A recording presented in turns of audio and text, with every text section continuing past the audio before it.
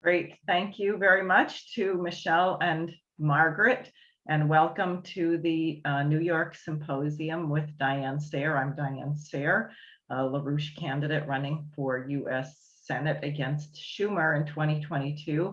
And I'd like to welcome everyone for coming. This discussion is about the question of potential looming blackouts in New York and elsewhere versus the urgent need for nuclear power. And I'll just say right at the start, and again, that participation in my symposium does not constitute endorsement of my candidacy, nor do I necessarily agree with the views expressed by my guests. But unfortunately, in this world, we have so little opportunity for dialogue when we are facing life and death crises that it's really impossible for voters and citizens to make an informed decision because they're starved, not for information per se, but how to actually think something through. So we'll get to that in just a second. I wanted to say that since last Friday, quite a bit has occurred. First of all, we had Nancy Pelosi, the Speaker of the House, taking a trip. I'm not really certain whether it was an aircraft or a broomstick, but she flew to Taiwan in just a completely unnecessary provocation of China. So we have a situation now where the Biden administration has managed within not quite 2 years since taking office to put us on a collision course with two major nuclear superpowers, namely Russia and China. We are suffering severe economic hardship, not as a result of Putin's actions in Ukraine, but because we have spent the last, since 2008, and really going back to Nixon's decoupling the dollar from the gold reserve system, but since 2008 in particular, just unbridled quantitative easing. We've been printing money like crazy. And then you have a policy of the massive banks meeting in London and elsewhere. You have Prince Charles, who calls it global Britain outright, basically saying that they want everybody to stop using fossil fuels. They want people to stop growing food, that the world is overpopulated, and they're not going to give loans to farmers if they're as bold as to think they should increase food production. In fact, when the various American farm organizations went to Agriculture Secretary Vilsack and said, hey, given what's happening with the wheat supply from Ukraine and Russia and the number of people in the world facing death by starvation, we should take some land out of set aside and try and increase food production. And the Agriculture Secretary said, no, that would be very bad for the climate. So apparently 1.7 billion people possibly dying of starvation is not as serious a threat as a farmer growing food.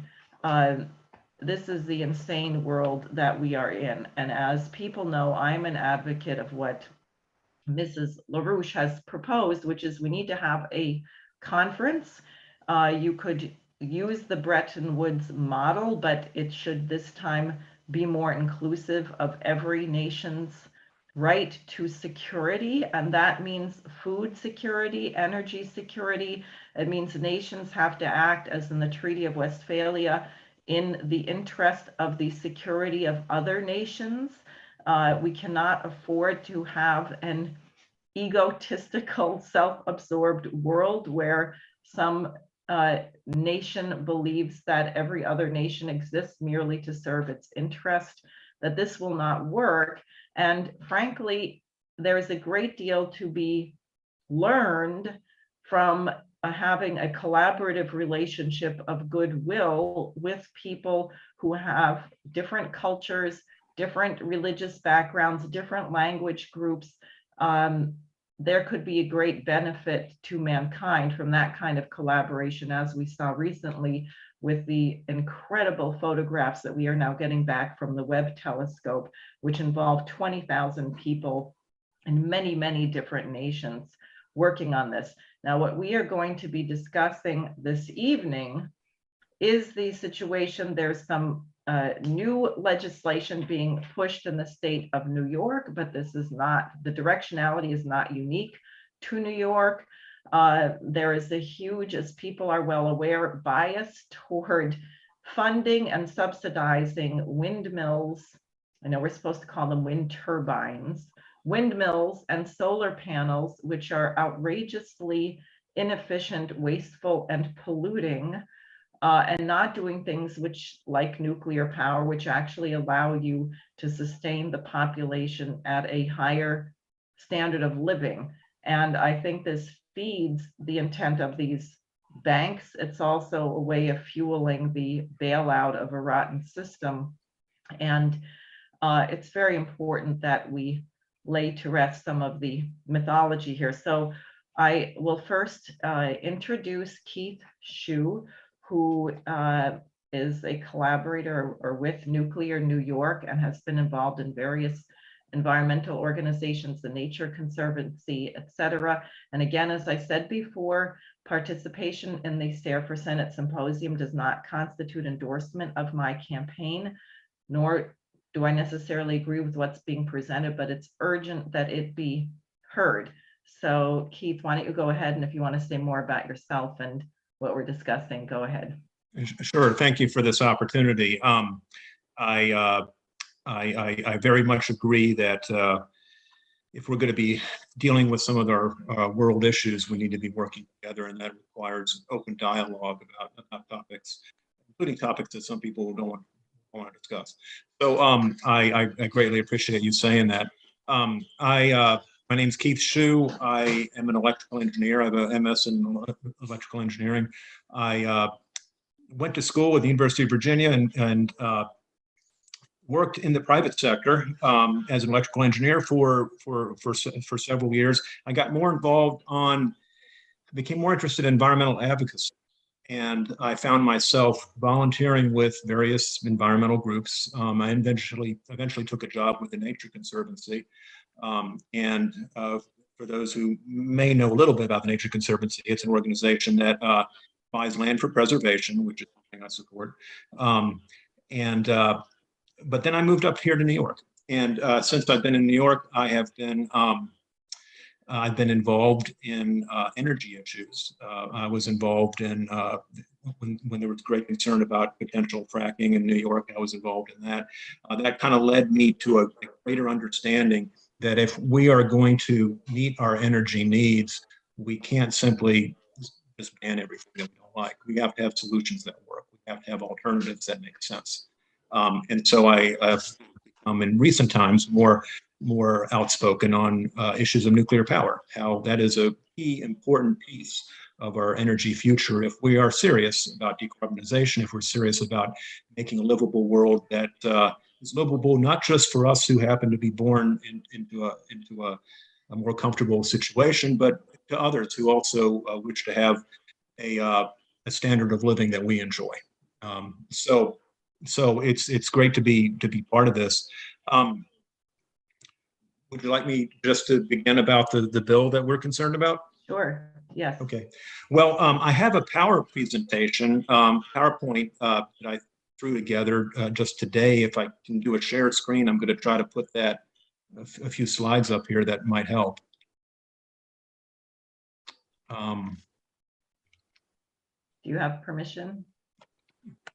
Let me know if this is appearing on your screen. Yes. Okay. Okay. So I've already said who I am.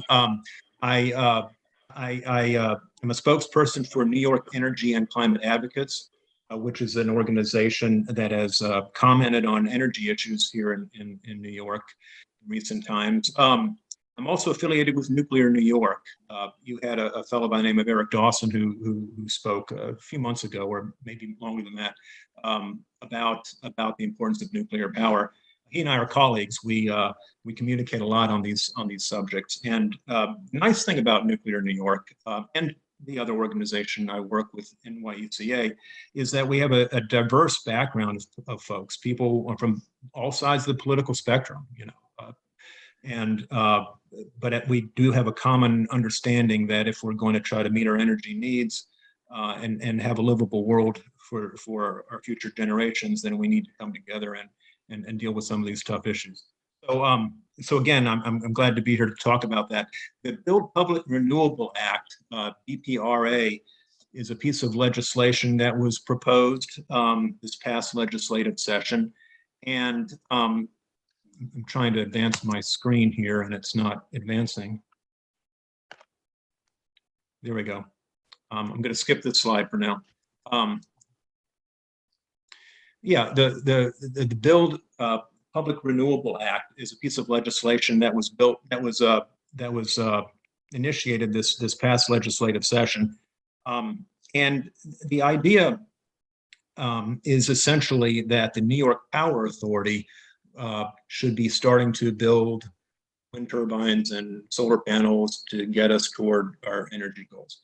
So, you know, the crux of it is called the Build Public Renewable Act. The question is, you know, public power. What is public power? Is public power good or bad? And NYECA, Nuclear New York, I can speak for both organizations in saying that we're agnostic when it comes to whether electricity generation should be publicly owned or privately owned. There are ways in which those systems can work. There are ways that those systems can fail. And there are plenty of examples around the world where you can see of both. You know, an example of one that worked really well is the Tennessee Valley Authority. This began in the 1930s when there was a recognition that there was growing need for energy, a need for jobs, and basically Tennessee Valley Authority was put together. They have a number of plants, of electricity generation plants, fossil fuel plants, but also nuclear plants and renewables in the form of hydropower. In terms of the clean energy spectrum, those sources of energy that don't produce emissions, you have the big workhorses are hydropower and nuclear. That was the case in the past, and frankly, it's still the case. And so Tennessee Valley Authority has been around since the 30s. There's about 6 individual reactors, I believe, at 3 different sites, and you can see there how they've evolved over time. It was largely coal in the past. Now they have a larger nuclear percentage, and some of the coal has gone to gas. This is something I find really exciting. TVA is actually now entertaining additional nuclear facilities. The BWRX 300 is a 300 megawatt small modular reactor that is likely to be built within the TVA system. And in my view, this is the proper role of public power. These type of activities. Here in New York, the New York Power Authority, which I just mentioned, is a state agency or a state authority. That's a public authority that also builds electricity generation. You're familiar with the large-scale hydro plants at Niagara and the St. Lawrence River. Justin Driscoll is the acting interim president, CEO of NYPA. I'll say something more about him in a minute.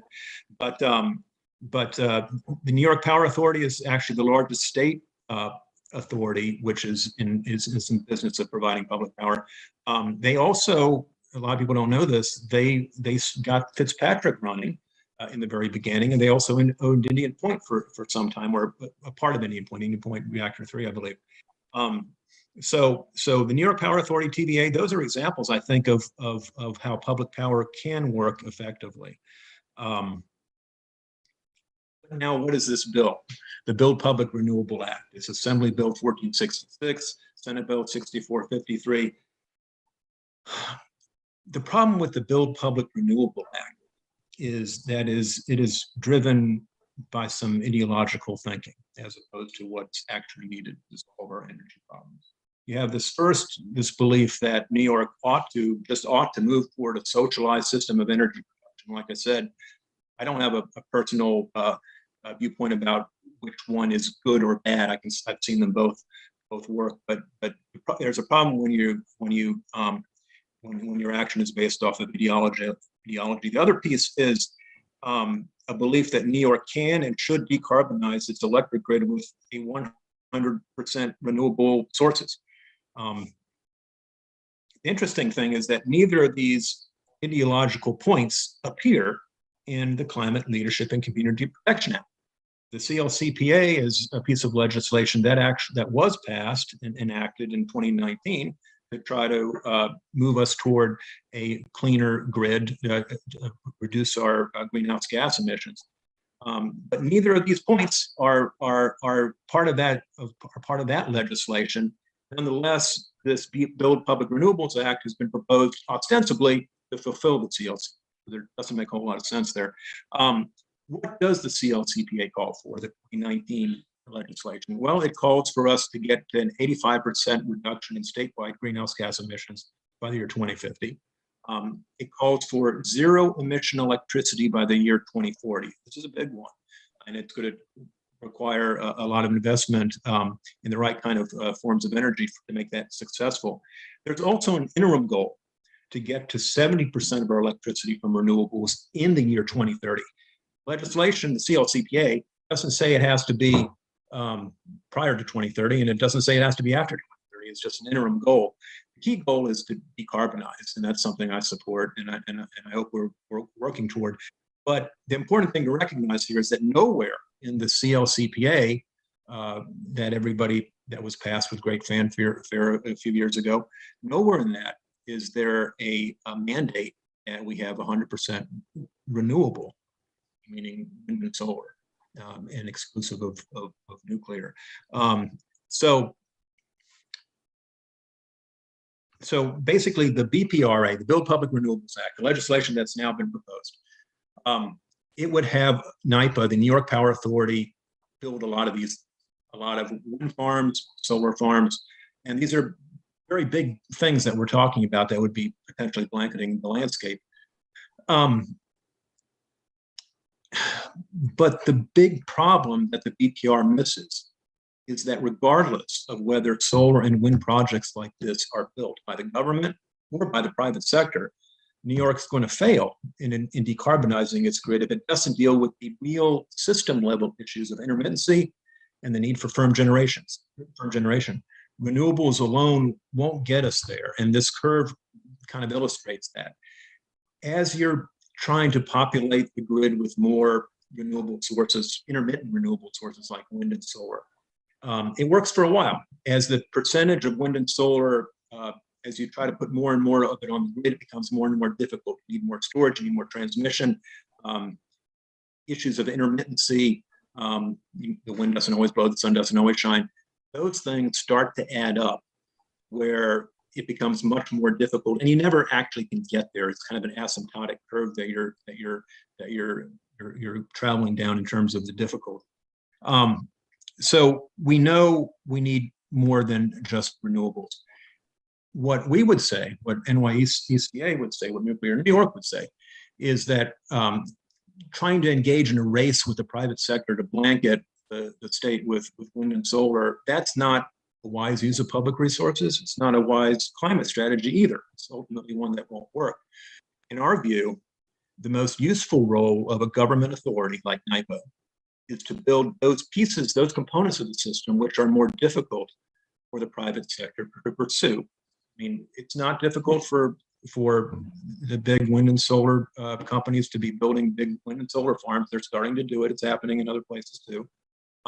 The thing that becomes challenging is the system level issues, the transmission that's required, and the need for firm, reliable generation for when the wind doesn't blow and when the sun doesn't shine. And the fact of the matter is that a good portion of our electricity usage today is baseload. So if you want an efficient system, you will use sources of energy that can give you baseload, that can run all the time, and nuclear can do that. So this is where we feel that if there's going to be investments of public dollars, it shouldn't be competing with the wind and solar companies, which are doing their thing on their own. It should be to be tackling these more difficult issues, and being engaged in some of the first of its kind type of technologies, some of the small modular reactors and so forth. This would actually be an ideal use of public power, but the BPRA goes the opposite way. The BPRA says NYPA can only build renewables.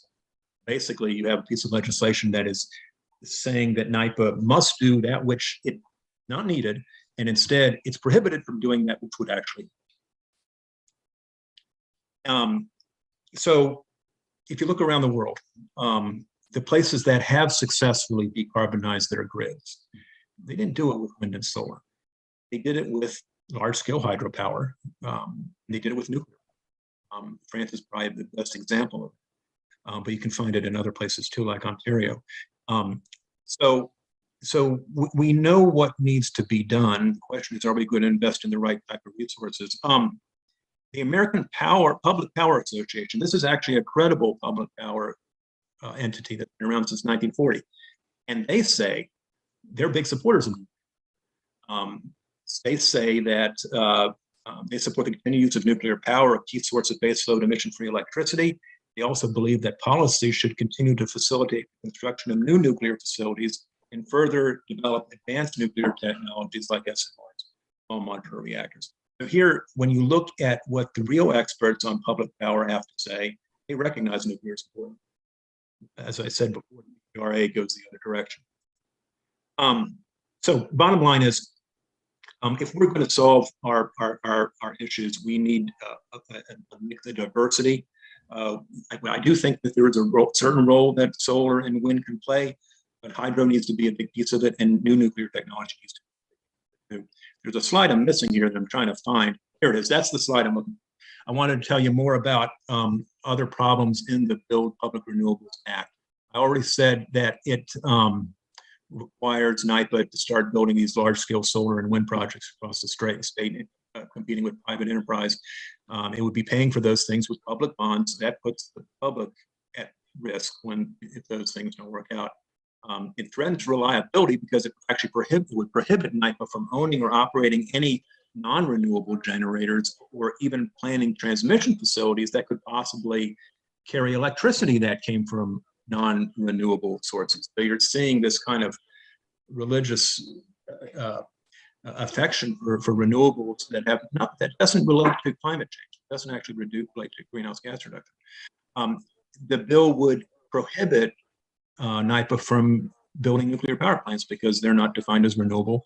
And the interesting thing is the bill would also require that fossil fuel plants that NYPA happens to own today, and they do own a few, it would require NYPA to get rid of those. But the interesting thing is it doesn't say what has to happen to those.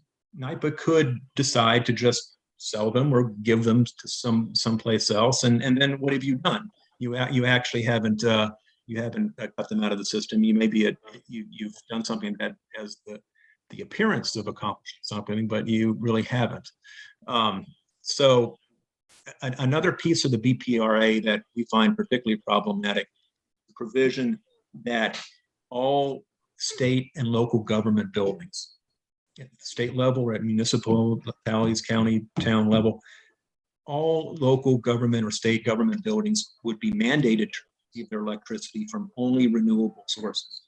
And this oversteps past what the CLCPA called by requiring that government buildings only get their electricity from renewable sources. That means a place like the city of Oswego, which is up on Lake Ontario, right next to two nuclear power plants, it would be prohibited from using locally produced carbon-free electricity from nuclear power that's right next door.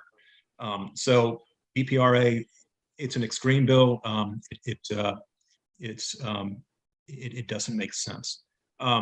Another thing is it would deprive communities that would be hosting these wind projects, solar projects, if they're built by NYPA.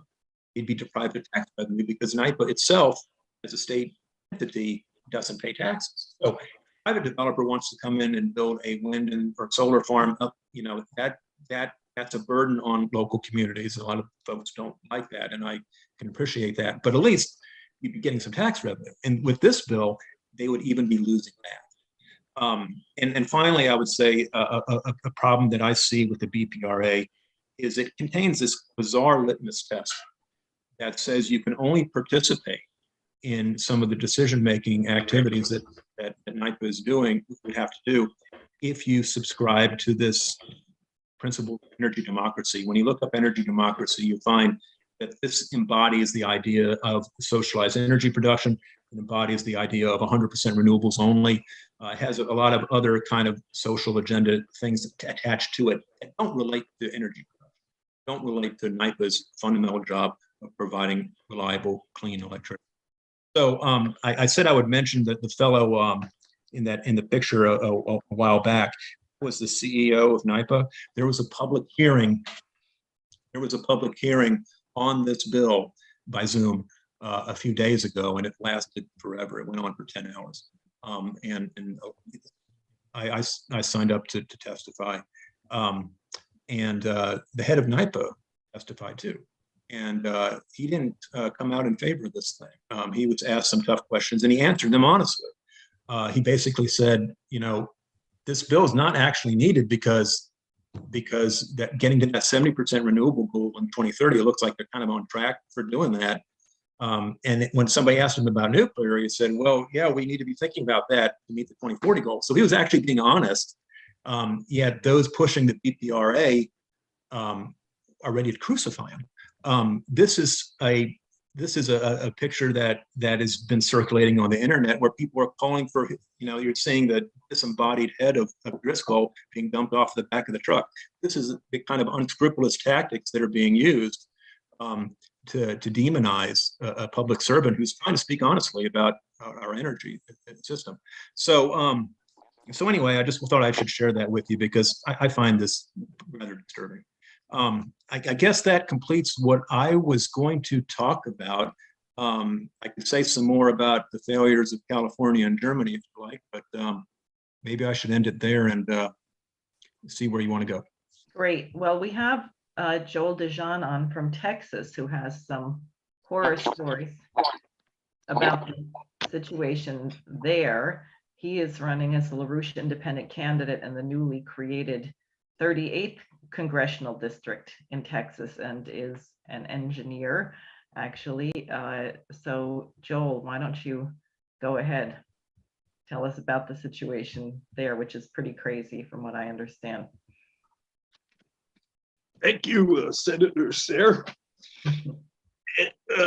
Keith actually went to school up there at Stony Brook near Shore plant. I don't know if you are familiar with the history of what happened at Shore Power Plant, which was shut down by a previous Cuomo governor.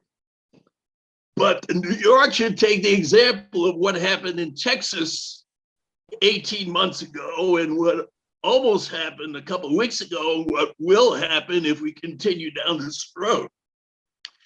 Now, this is not just a Democratic Party or environmentalist problem, because Texas is a deep red state. As a matter of fact, there hasn't been a statewide Democratic candidate win any office since 1994. So what George W. Bush did on behalf of his bankrollers at Enron is he deregulated the power grid in Texas.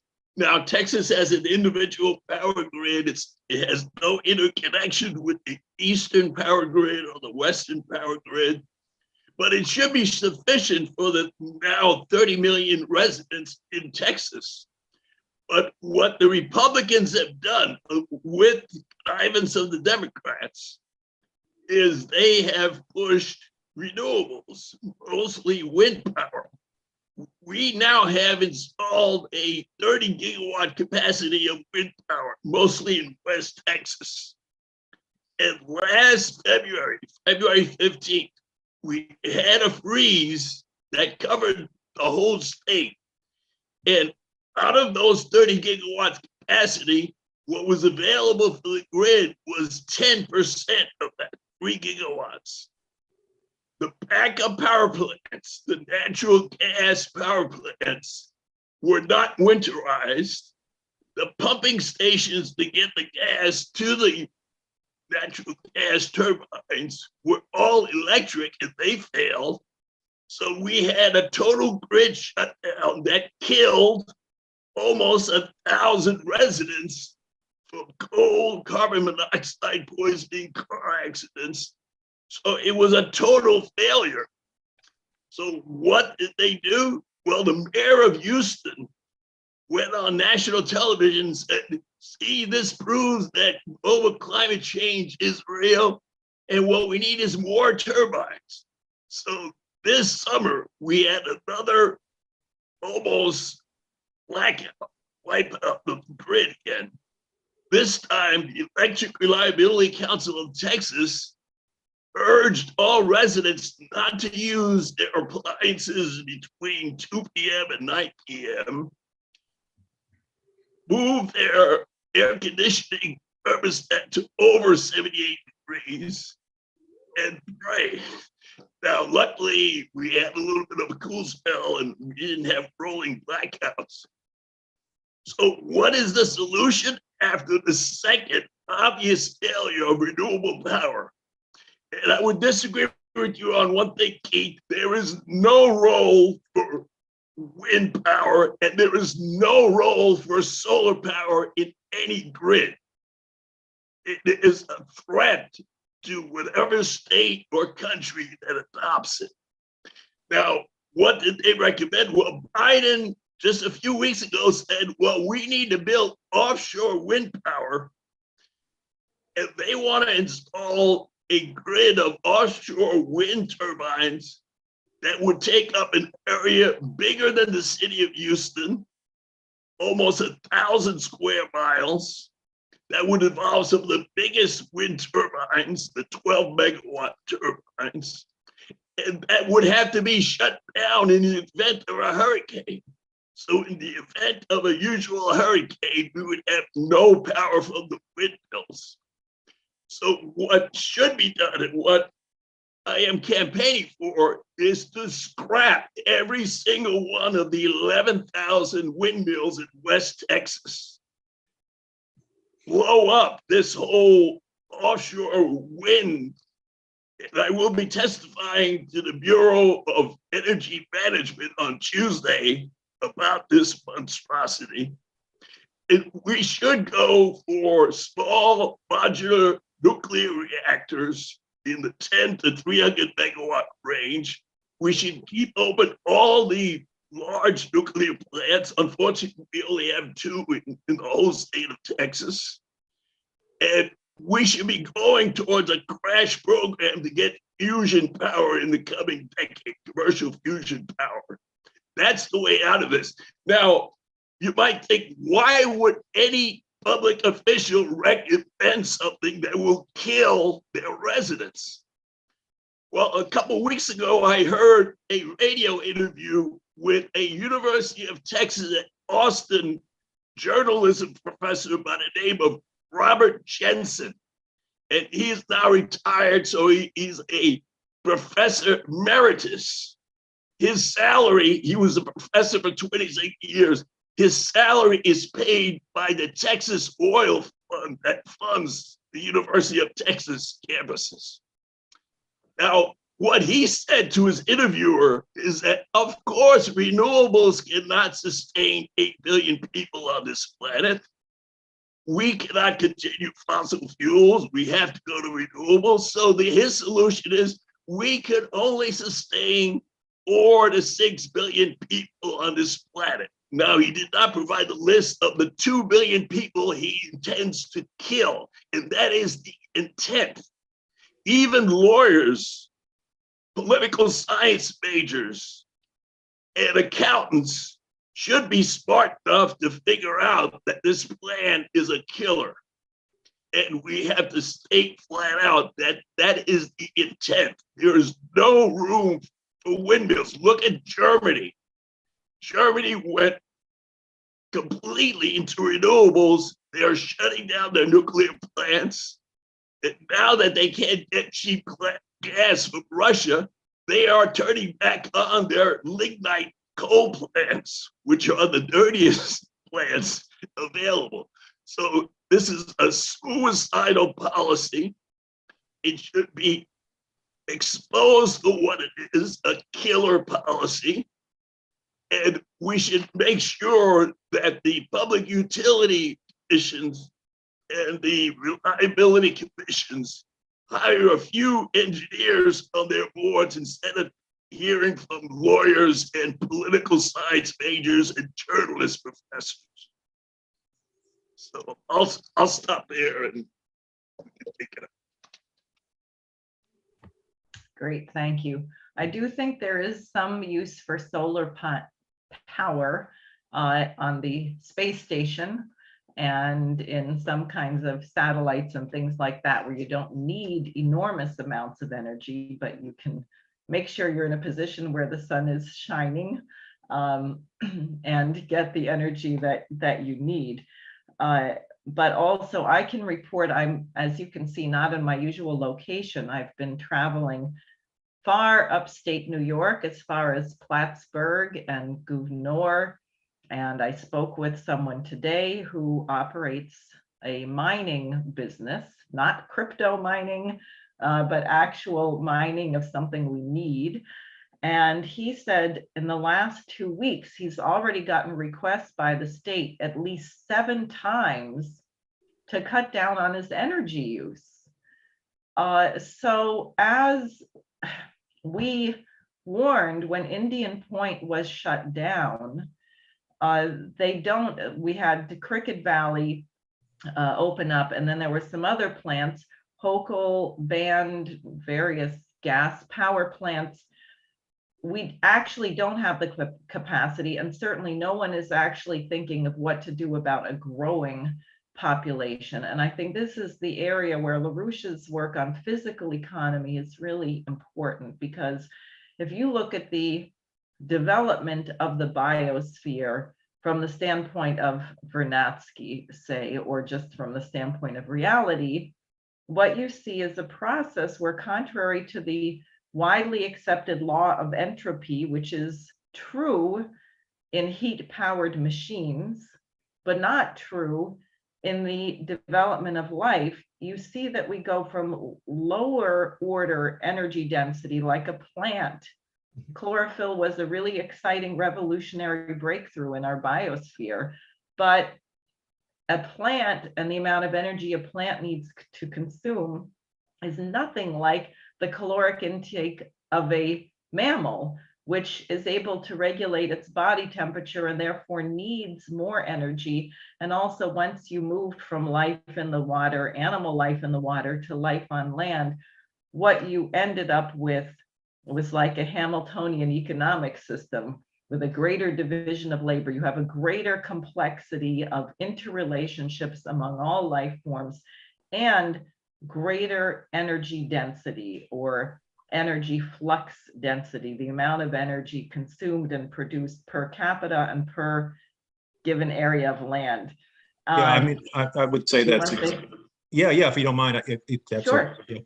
I mean, on electricity, on energy itself, looking outside of the biological processes, I mean, we started off in primitive society. We were burning wood, then we were burning coal, and then we got into nuclear power. So we were taking steps of increasing energy density, because that's what you need if you have a growing population, if you have greater energy demand. But now with wind and solar, we go backwards. We go the other way in terms of very low energy density and very low capacity factor, which means that, you know, frankly, a lot of those systems are sitting out there doing nothing with it. Right, and this is intimately related to the other thing, which was LaRouche's really unique discovery of how do you measure economic growth? The stock market is not it, right? It's very high and the standard of living is a disaster, for example. But he coined a term, potential relative population density. So by potential, it doesn't mean the number of people per square mile that you might have, but how many you potentially could sustain in a given area of land. And exactly as you're saying, right, if the form of energy is more dense, you require smaller amounts of fuel to get more power over your environment. So contrary to the laws of Malthus, who said, well, population grows geometrically, but resources only grow arithmetically, what human beings have demonstrated over and over, not by sprouting an extra limb or getting spots or that kind of evolution, but I mean, it's the greatest miracle. We can make a willful act to discover a new principle. And if we are civilized, if we have a society like what was intended in our Declaration of Independence, you have a society which actually loves to embrace and incorporate the breakthrough made by an individual. So someone makes a discovery and the society says, oh, let's put this to work, let's put this in practice right away. And the next thing you know, the entire standard of living is increased. And instead of 3 people per square mile, you can have 500 people per square mile. Now, here's the inverse is what's so problematic, because if you lower the energy flux density, is what you're saying, then you also lower the potential relative population density. And it's not like a linear one-to-one relationship, but when, for example, Poland and Lithuania are now telling people they should go out and cut down trees and burn wood. Now, when you take a nation that had been using a lot of energy and tell people they're going to burn wood, you're going to actually increase the death rate, because you're lowering the capacity for an area of land to sustain people. And we can't predict, I can't give you a one-to-one, well, how are people going to die? Are they going to have a tree fall on them, or are they not going to be able to? The particulate emissions from wood are almost as bad as coal. So. Right. And worse, I mean, think about Haiti, where I think 70% of the people get their power from charcoal, right? I mean, it's really, so what happens to life expectancy? It collapsed. Lung disease, cancer, all kinds of horrible conditions. And then what happens to you're cutting down all your trees, so it affects everything else. And I think this is, I mean, if you take what Hamilton envisioned, what he talks about in the subject of manufacturers, because there was a big debate, are we an agrarian society or are we industrial? And what he demonstrated is that the scientific breakthroughs of manufacturing would also end up being applied to agriculture. So you would increase your production, but you would have a massively increased division of labor. So you'd need a bigger workforce with more specialization in certain areas, and the standard of living would rise. And somehow we have really lost in this legislation. Nobody talks about these questions or these hearings. There seems to be really no interest in what's required to sustain your human population, but only how to make money, cost effectiveness, the balance sheet, and that kind of thing. So it's criminal, and it actually is anti-human. It actually is genocidal. It will increase the death rate. That is provable. It is knowable. It's one of the things that I'm most troubled by is a lot of the rhetoric that you get in defense of the plans that are being laid out right now for a tremendous amount of wind and solar is and anti-nuclear, that the rhetoric you get is that this is being done on the behalf of social justice, on the behalf of environmental justice. The reality is that when they closed Indian Point, fossil fuel emissions went up. And they went up in the downstate area. So that means that there were polluting power plants downstate that ran more to make up for the loss of Indian Point. So we actually went backwards in terms of energy resiliency, in terms of reliability, and we went backwards in terms of air quality. Right. If people want a picture of what energy democracy looks like, and democracy in general, all they have to do is look at a picture of Port-au-Prince, and it's not 70%, it's 75% of the power in Haiti, where I was born, is from charcoal. Half the population has no access to electricity. And it's not just Haiti. If you look at the Democratic Republic of the Congo, where we get a lot of the cobalt and other minerals that are essential for these electric vehicles, well, the amount of charcoal used for power in the Congo is 90%. So that is the type of backwardness that this push for renewable energy, because charcoal has the benefit of being at least more dense than wind power and solar power. I think one of the biggest myths out there is that renewables are somehow not an extractive industry because they don't have any fuel sources, the wind or the sunshine. So people think, oh, that's not extractive. There's a tremendous amount of mining involved for the materials that go into these very low energy density systems. You just need to build a whole lot of it to get a relatively small amount of electricity. That means there's a lot of materials that have to be taken out of the ground and manufactured. So a lot of the manufacturing that's going on right now, solar panels, it's happening in China and overseas.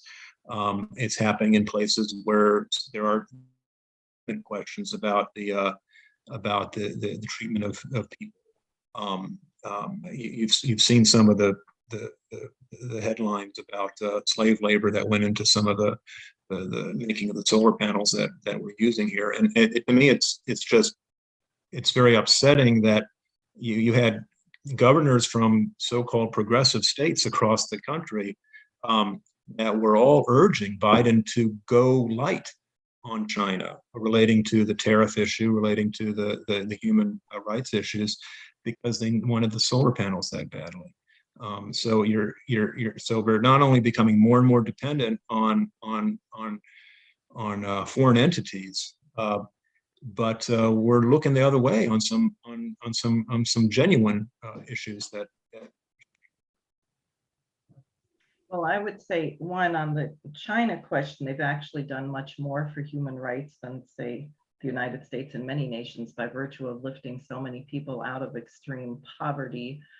And frankly, what they did in Xinjiang was unbelievable, and it would be a good lesson for people like Obama, who just want to randomly kill terrorists with drone strikes on funeral and wedding parties, because the concerted effort there was to raise the standard of living, teach people skills, and give them a way of actually living. I mean, it's a whole thing which can be taken up in another program, but I think China is being slammed very willfully, because if we're going to break the back of this financier dictatorship, if you want to call it that, the two biggest economies of the world, the US and China, have to work together.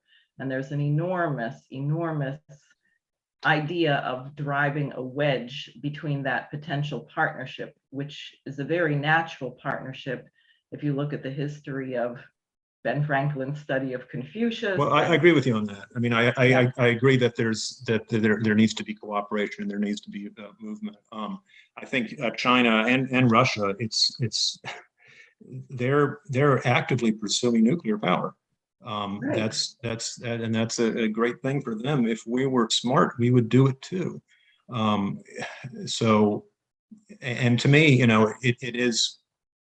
it's just another place where we're making ourselves more vulnerable by somehow not wanting to take the nuclear route. I mean, I guess the good news is I think there is some growing awareness in this country, even the general public, that nuclear, if we're serious about climate issues, if we're serious about having a livable world where we can progress and move forward, that nuclear has to be part of it. I think things are starting to change, but they're not changing fast enough. Yeah. The other question. Oh, go ahead, Joel. Why don't you go ahead? Yeah, I was gonna say, people have to be given a real future, and use the example of the James Webb Telescope. But I visited a fusion company that's designing fusion rockets about 5 years ago, and it's near Princeton, plasma physics lab. And they just had someone asked them a question a few days ago, and they asked something that Lyndon LaRouche had brought up over 30 years ago during his 1988 campaign for president. They asked the company, what would it take to get one gravity acceleration to get to Mars, and how long would it take? And the company vice president took it seriously. She laid out the calculations on her website and said, well, if we accelerated at 1g, 1 Earth gravity, 9.8 meters per second squared, we can get to Mars, depending on its orbital mechanics, in about 2 days. Then she went on to show that the rocket needed to develop that much acceleration, that much power, would be over 2 terawatts, which is almost as much as the entire capacity of the Earth, not just the US, but the Earth. So what LaRouche said in that webcast is that we need a terawatt fusion rocket. Now, if we developed a terawatt fusion rocket to get to Mars, we would have no need for windmills, solar panels, charcoal, even natural gas. We could use it to make something more valuable. So that's the vision that people should have, and we could have had that 30 years ago. Obviously, it's not going to happen overnight, but that's the type of vision that we have to give the population. Yeah. I mean, I agree that, I mean, with nuclear, if we could dispel the huge myths and falsehoods that have been said about nuclear power, if we can get that behind us, then the prospects of a bright future are amazing for the human race. But we need to get past that problem. I think some people don't really like the human race. I think that's part of the problem. Well, I think you're probably right about that. Unfortunately, some of the things I'm seeing is that there seems to be a desire to just ration energy as if that's the answer, and that's not. I don't think that's the way to go. Even when you look at what New York is doing in terms of its scoping plan for implementing the CLCPA, they've run different scenarios. And all of their scenarios are actually assuming, from an economic standpoint, they're assuming a gross state product that is not growing like it used to. They're assuming that to meet these targets with wind and solar, and I think they're still off with their numbers, but they're saying, even by their own calculations, we got to slow down. We can't have a growing economy anymore. Right. This is sad. This is plain sad. And I think I think the people of New York. I mean, New York is the place where you've got the manpower, the spirit of innovation. We can do things here, but we're being held back. Yeah. Well, there are two things. One, an area where I think we don't agree is that on the question of carbon dioxide, CO2 explicitly, that it really is not a warming gas, and that we don't have too much of it. There is such a thing as carbon per se, soot and dirt and grime, that would be good to have less of. But I think I have not seen proof that carbon dioxide contributes to temperature changes on the planet, although it does seem to be a result of increasing temperature, probably because a lot of it gets released from the oceans when it gets warmer. But and so the other thing on this on gas take, for example, and I have more on pollution, actually, another thought I want to say, but one of the things they're talking about in the city of New York is replacing all of the boilers and furnaces and making every single building in the city electric, which I read in one case, they said if they were to modernize every single boiler system in every single apartment building, this could increase the rent cost per unit on average of $700 a month.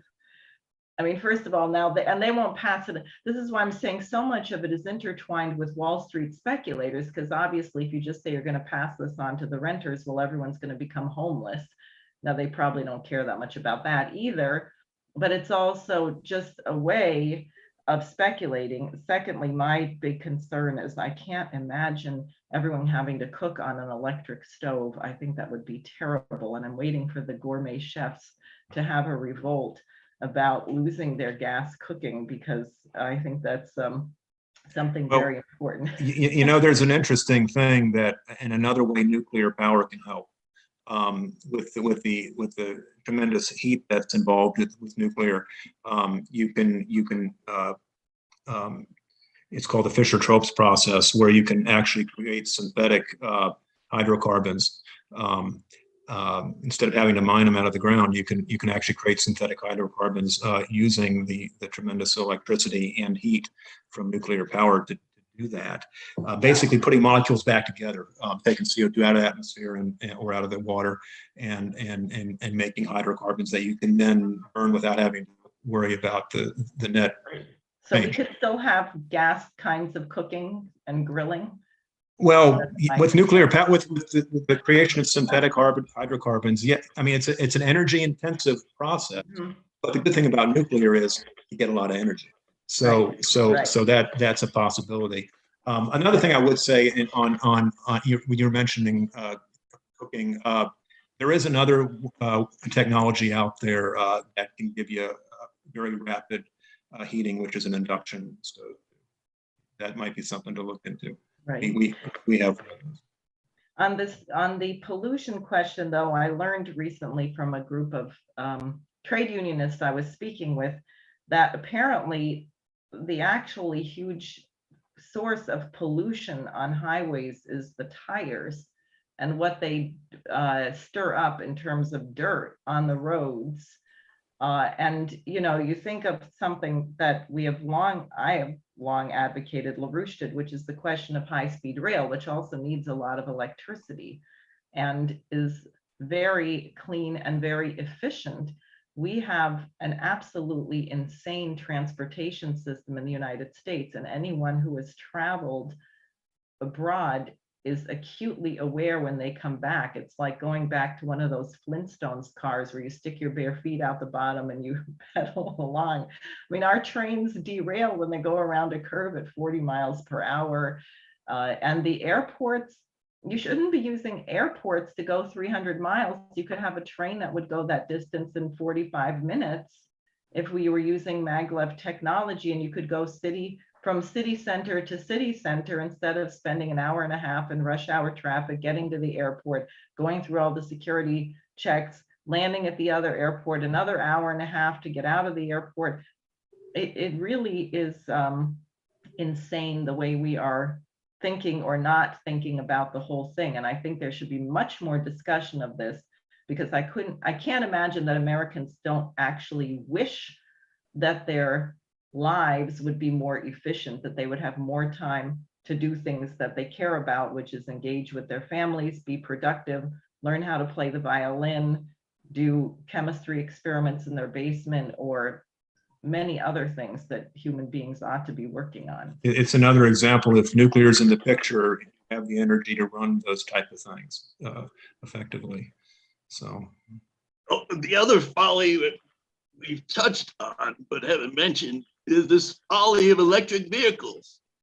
Most people don't realize that the best battery technology we have today, lithium ion, is 40 times less energy dense per gram than fossil fuels.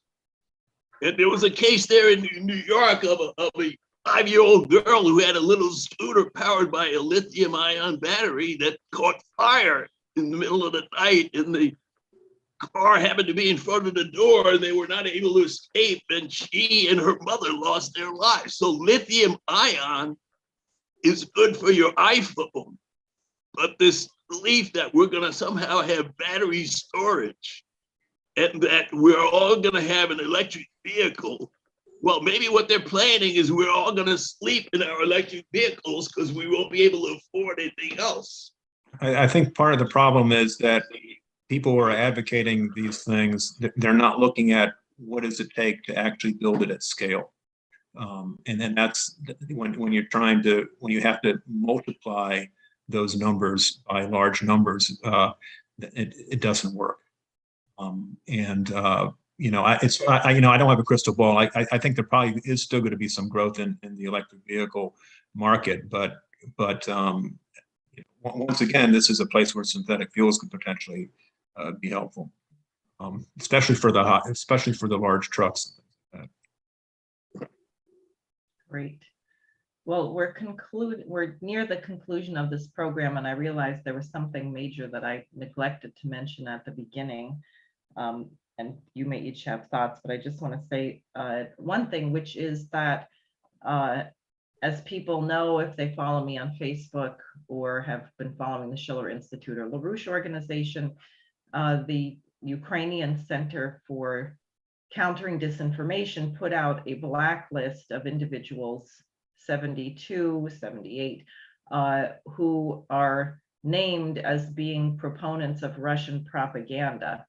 The first 30 people on that list were speakers at Schiller Institute conferences organized by Helga Zepp-LaRouche, who herself has the honorary position of being second on that list.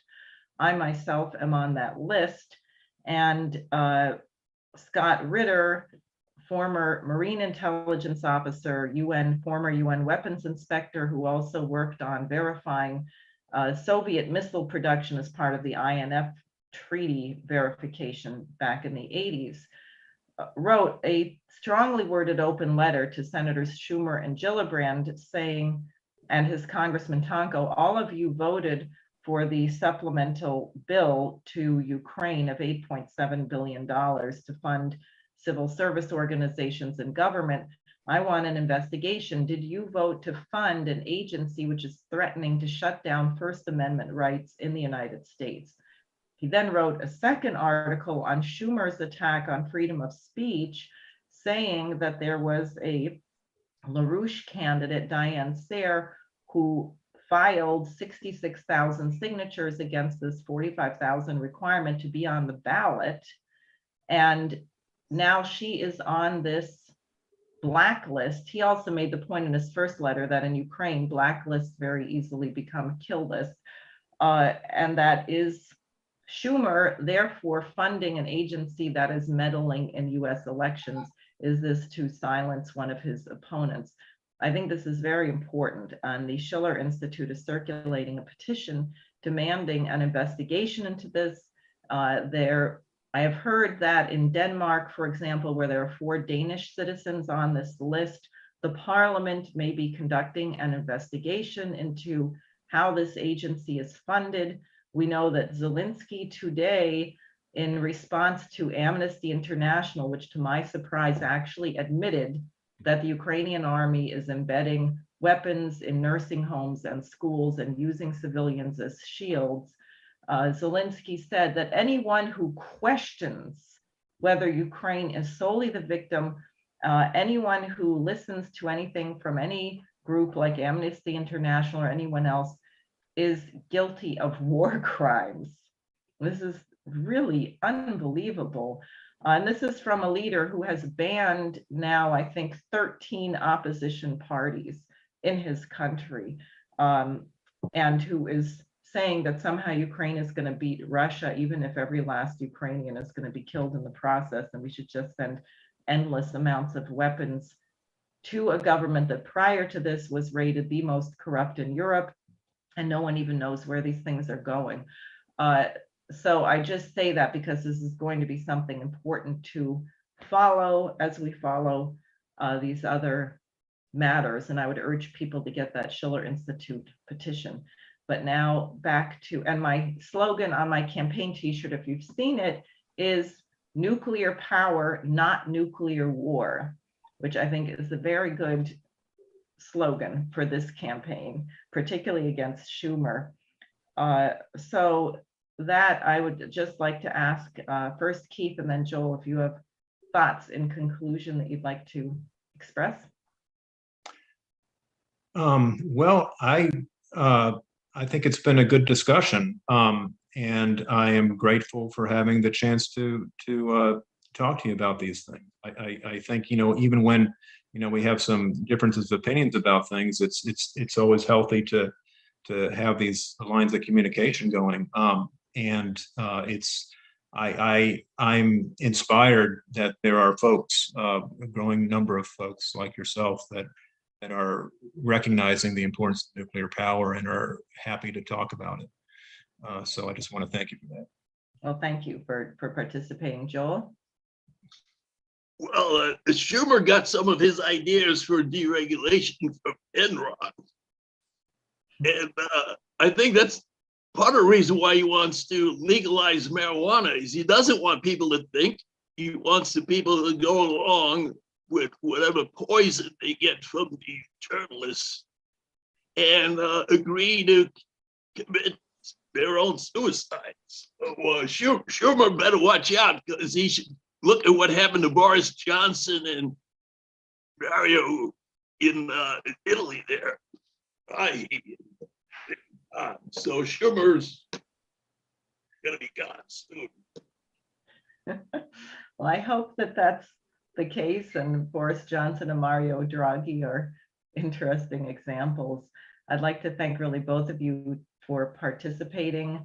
I think the one thing we do agree on is that the human race is a good thing and we should try and keep it around for a while. And I hate to say that I think that is somewhat in jeopardy by some of the policies of our leaders right now.